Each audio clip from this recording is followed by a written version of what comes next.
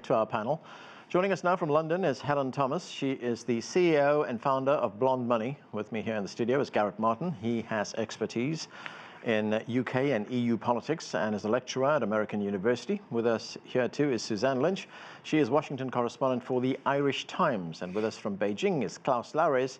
He is a professor of international affairs at the University of North Carolina, Chapel Hill. Welcome to all of you to the show. Helen, let me start with you. If we look at Boris Johnson, he's been described as colourful, charismatic, and he is very controversial. There have been other words used to describe him, which I won't repeat here, but what can we expect from him?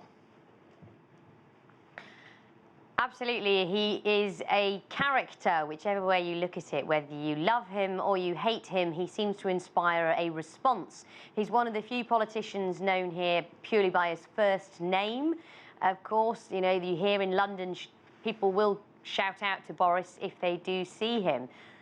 What can we expect from him? I expect him to be very provocative. He has a divided nation, he has a divided parliament, he has a divided party. But he's going to have to shake things up to really change things. Garret, Johnson's first big challenge, of course, will be to deliver Brexit, get Britain out of the European Union. He has to do that by October 31st. This is what he had to say on that. Let's watch.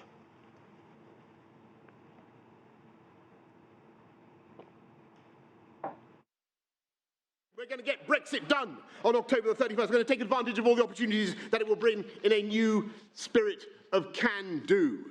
And we are once again going to believe in ourselves and what we can achieve. And like some slumbering giant, we are going to rise and ping off the guy ropes of self-doubt. So, Garret, Brexit has already brought down two prime ministers, David Cameron and Theresa May. Can he succeed where they've failed? Well, I'm certainly very skeptical. I mean, the challenges ahead of Boris Johnson, and even if it had been Jeremy Hunt, are going to be formidable. I mean, I think fundamentally, the same challenge of a difficult parliamentary arithmetic is going to be ahead. He has a waver-thin majority, and he has a very divided Conservative Party, and he has a very divided Parliament as a whole. So finding any majority around any deal is going to be a challenge. And secondly, of course, he's dealing with the EU, which has already suggested that they are not prepared to fundamentally renegotiate. So I'm not quite sure what he can obtain beyond sort of minor cosmetic changes. So certainly it's going to be a significant road ahead for Boris Johnson. Does he think, Garret, that he can get some better deal out of the EU? It's hard to know what exactly is in the mind of Boris Johnson. Yeah. I think certainly he's campaigned and argued that he can, he is capable. I mean, he's put forward a very optimistic campaign suggesting that there's been too much negativity, that Britain is a major nation, and that you have to be more intransigent. I mean, he even sort of suggested that Britain might not pay the divorce bill. But again, I think that rhetoric is fine, but I think he is going to face the realities of a significantly challenging negotiation process ahead. Suzanne, we've been talking about Brexit for so long now. It's introduced a completely new lexicon to us. We keep talking about the Irish backstop. Boris Johnson's been talking about that as well, and he says he will tear up the Irish backstop. That's the insurance measure that's designed to prevent the re-establishment of a hard border between the Republic of Ireland and Northern Ireland. Let's watch and see what he says.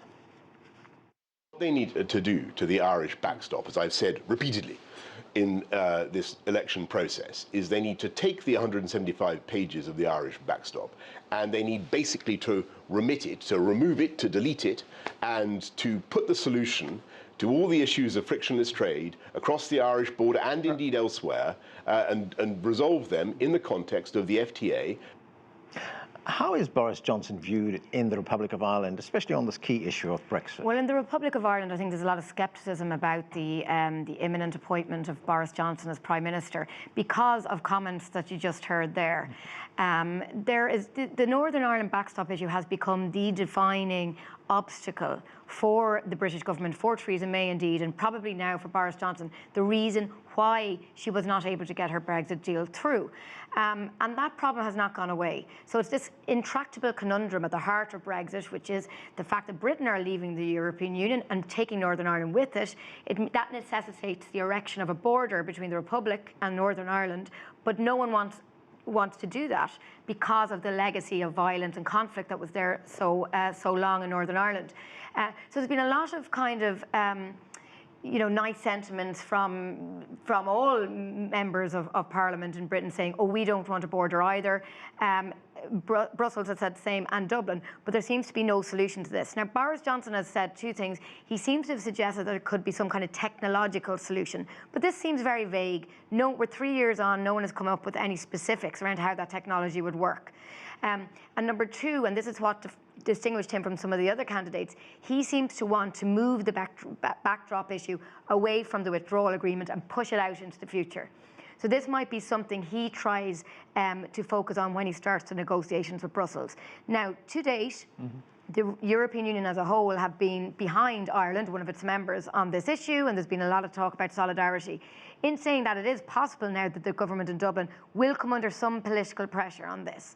There's an irony now that the Irish Prime Minister, Leo Varadkar, would be punished politically domestically if he was seen to kind of bow down and not stand up for the backstop once Boris Johnson is in office. But it is a very difficult position for Ireland because the Republic of Ireland, regardless of the backstop issue, is the country at risk of most to lose if Britain exits without a no deal. So they don't want to be in a situation where their insistence on the backstop sends Britain away out of the European Union with no deal. So this is where a lot of the negotiations, I think, are going to focus in the coming months. And Suzanne, if it's such a fundamental issue to Britain's exit from the European Union, are any or all sides going to agree to the fact that this can be kicked down the road? Well, the Irish government have said no because they're worried that if it is, it will be used as kind of hostage, that it will never be completed. And so they want it now in stone. Ireland, after all, is a small country within Europe, within the European Union, and it wants to make sure that this very important, hugely important issue politically for Ireland and for Britain, frankly, is dealt with first. So it says there should be no compromise, and this is one of the priorities. Now, there has been some signs, as I say, there could be a bit of pressure on Dublin. Angela Merkel spoke last week talking about maybe alternatives to the backstop. In one sense, she didn't say very much more than she had said already, but there is a sense and a hope among some Brexiteers that Germany could be the one that would maybe push Ireland a bit to make some compromises. But, it's still very difficult to read exactly into Merkel's language at this point. Klaus, Larres, Boris Johnson, of course, will also have to deal with the European Union. This is what the new incoming president of the European Commission had to say. Let's listen. First of all, congratulations to Boris Johnson to be nominated as Prime Minister. And I'm looking forward to have a good working relation with him. There are many different and difficult issues to tackle together. We have challenging times ahead of us. I think it is very important to build up a strong and a good working relation because we have the duty to deliver something which is good for people in Europe and in the United Kingdom. So I'm looking forward to working with him. Thank you. So, Klaus, is there any reason to believe that Boris Johnson is going to be able to negotiate a better deal with the European Union, or are the Europeans simply going to hold firm on what they've already offered? No, not as far as I can see. Boris Johnson is not very popular in Brussels. He used to be a correspondent for the Daily Mail and other newspapers and wrote in very outrageous anti-European terms for years, and that hasn't been forgotten. But apart from that, Barnier, the negotiator for the EU, and the entire EU Commission have repeatedly said in the last weeks and months, really, that a reopening of the carefully negotiated withdrawal agreement is really out of the question. There's room to amend the declaration, the political declaration about the political future between the UK and the EU. That is a non-legally binding agreement, and that can be amended and changed a little. But the actual withdrawal agreement is really fixed, is legally binding, has been negotiated carefully among 28 member states, and to reopen that would open a Pandora's box. And of course, it would mean many months of new negotiations. You can't just change that withdrawal agreement, even if everyone wanted to change it within a few days or weeks. And I don't think that Boris Johnson wants to embark on a very complex negotiating strategy. So I do not think that as far as the EU is concerned, Boris Johnson can be offered anything which hasn't been offered to Theresa May. He is indeed, as the other speaker said, in a great predicament. However, having said that, I think he does enjoy the support of the DUP. The DUP in Northern Ireland has said They continue to support him. They will review the supply and support agreement with the Conservative Party, but it looks as if they are more open to some sort of imaginative solution to the backstop than perhaps was the case previously. But Boris Johnson wants to stop the backstop, so some real imagination is necessary. And there have been rumors in Westminster, I understand, that perhaps one might want to go back to one of the first versions of the withdrawal agreement, that the border will not be in the middle of Ireland, but will be between Ireland, so including Northern Ireland, and the rest of the UK, Britain that is. And whether that is in the end acceptable to the British Parliament and to the DUP, that remains an open question. But as far as I can see, that is the only way forward if Boris Johnson wants to find a solution before October 31st.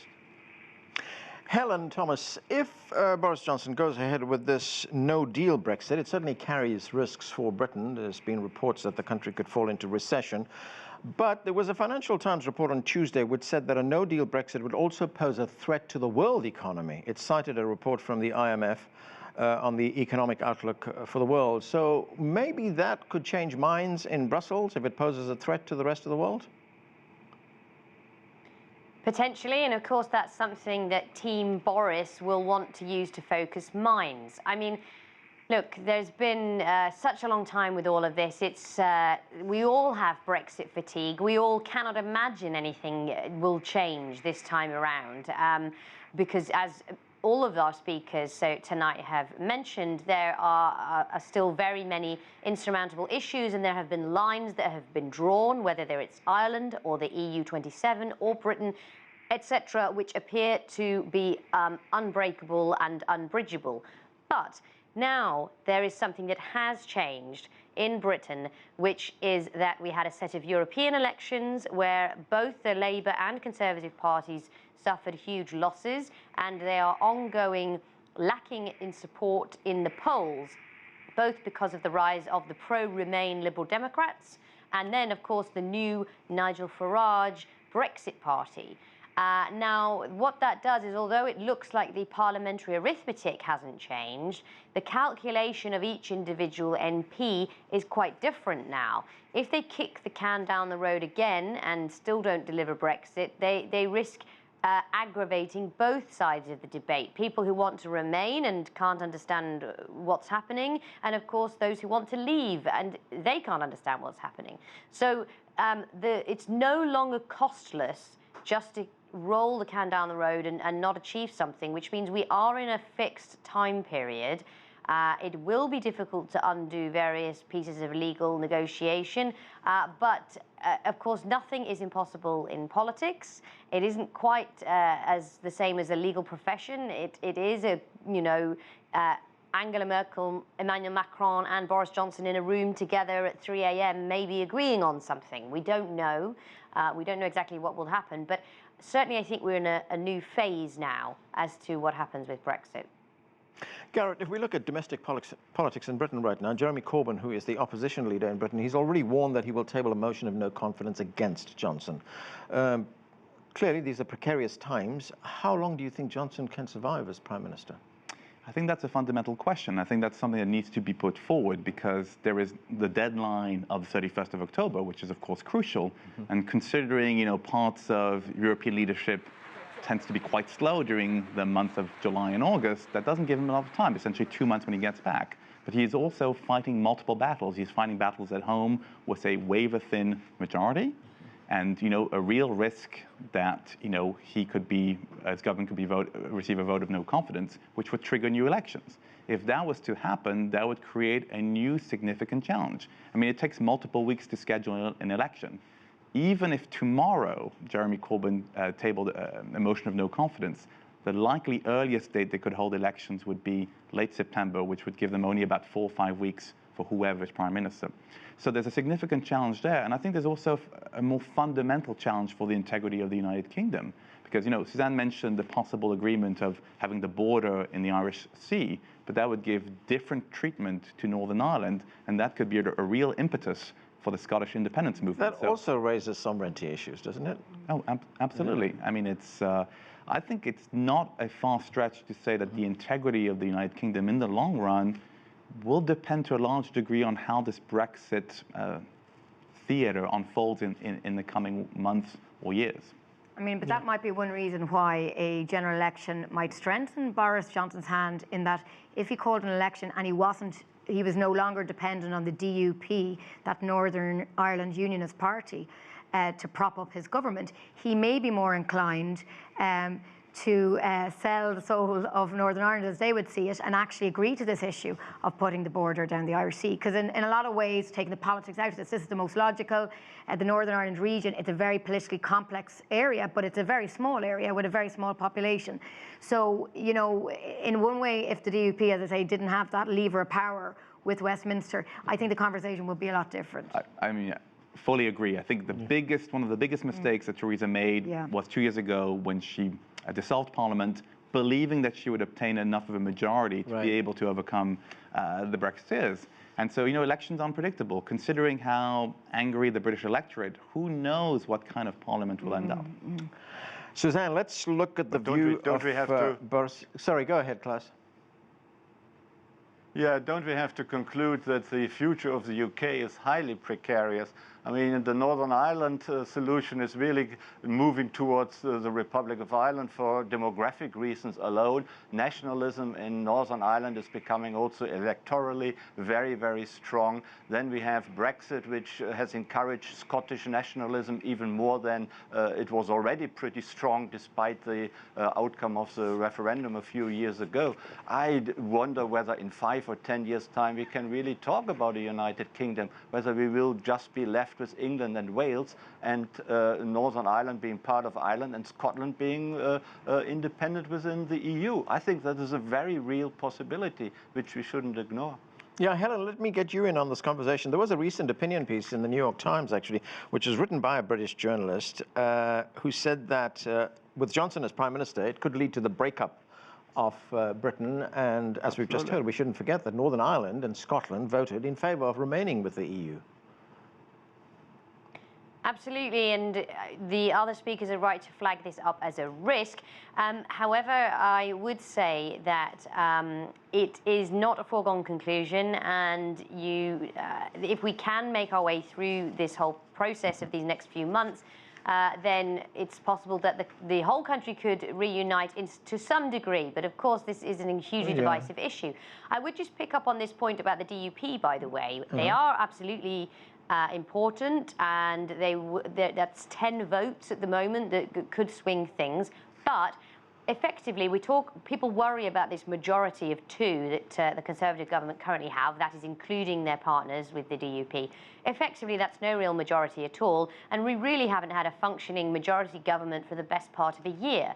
Party discipline has broken down across the board. There have been Labour rebels voting with the government.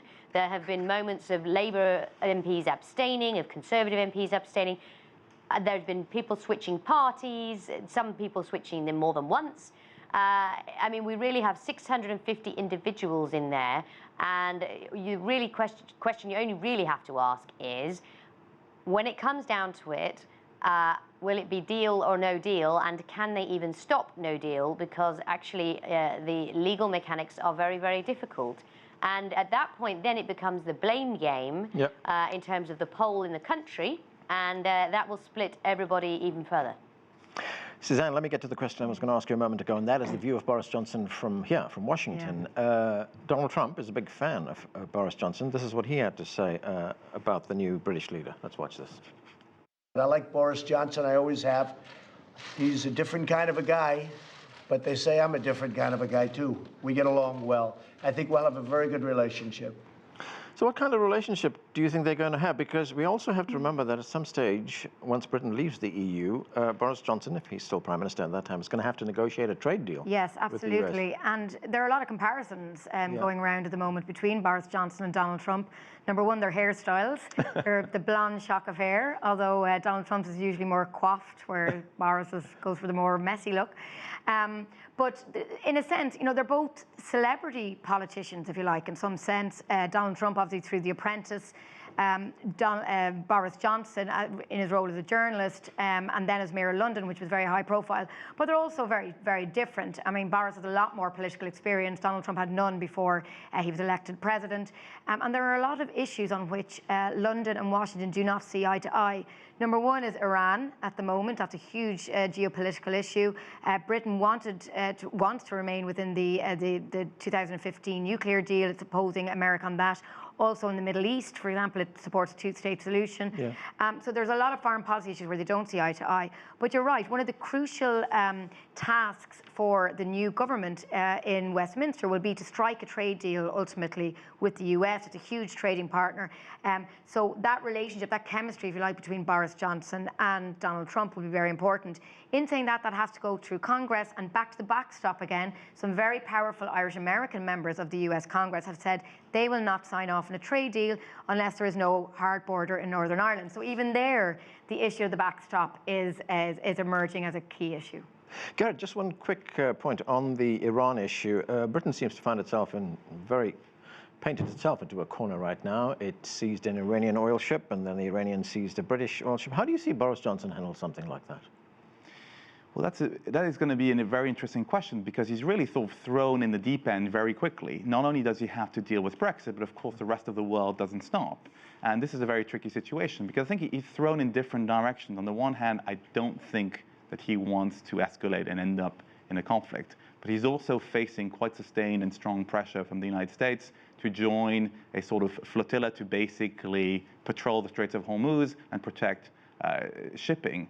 And so I think, of course, the last thing that Boris Johnson would want is some kind of major crisis when he already has so many serious issues on his plate. So I think the worrying element is that Boris Johnson, when he was Foreign Secretary, showed a propensity or a tendency to make gaffes and not always to be very briefed. So let's see if it's different now that he's in Downing Street. All right, let me try and get another view. Klaus, is it possible that we're all underestimating Boris Johnson, that he may be more successful than his critics imagine him to be? Yes, of course it is. And I think while there are similarities between Boris Johnson and Donald Trump, Johnson is no Trump. You know, with all respect, I think he's a lot more intelligent. He's a lot more strategic, and he knows that if he wants to remain prime minister for just longer than a few months, he has to do something which will bring the parties in Westminster together. So he has to be a compromiser, and he has to unite the country, as he also said in his speech yesterday. He is in a very difficult situation, but I think he also knows that he cannot rely on Donald Trump in Washington. Donald Trump has many friends under the sun. He always praises everyone almost, but that doesn't mean that a trade deal with the Chinese has been achieved, or that he gets on with Angela Merkel. Yeah. So he has praised her and then he has condemned her. So Boris Johnson may be very careful about his relationship with Trump. It's a relationship he cannot really rely on, despite the warm words coming from Washington. Okay, Helen, very quickly, I've got a few seconds left. So if everything goes according to plan, Boris Johnson becomes Prime Minister, moves into number 10. Does he immediately start on Brexit? Yes, absolutely. There's going to be phone calls. There's supposed to be visits even from the French and German authorities. This is not going to be a quiet summer. Okay, we have to leave it there. Thanks to all of you for being with us. That's it for this edition of The Heath. Thanks for being with us.